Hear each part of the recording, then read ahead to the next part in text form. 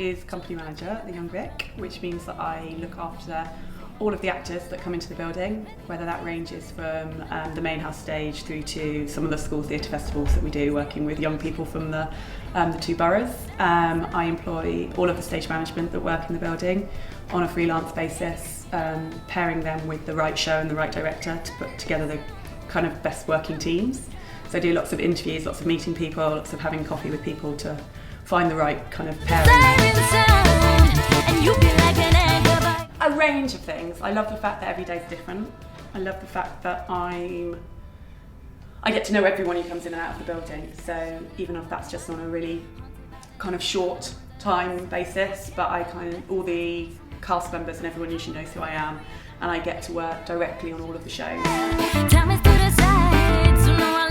So as much as my job is looking after everyone, being very nice to everyone, I'm still wanting things to run as smoothly as possible, and you do deal with sometimes with people who are under stress or people who are feeling vulnerable, and so they may not react, particularly calmly or in the way that you'd like them to. So I guess guiding them and steering them to get the end result which everyone needs and which is right for the show. And that can quite often be under quite a lot of pressure without much time to think. So I guess you have to kind of trust that what you're asking them is the right thing to do, trust your instincts, and just kind of, help guide people to get where they need to be. Did freelance work for about 5 years, working for different theatre companies in London and out on tour. And then I got the resident stage management position at the Bush Theatre. I was there for 3.5 years, working again in the building and also going out on tour. And similar to here, I was employing the rest of the stage management, helping to look after the company and organise things. And because that's such a small theatre, it was quite hands-on. Everyone helped with most things, putting the set up, painting the set, working on the shows. But then towards the end of that, I wanted to change, wanted to do something else, was wondering what else I could move towards, and that's when the job here was advertised, and it was my dream job to come and work in the Young Vic.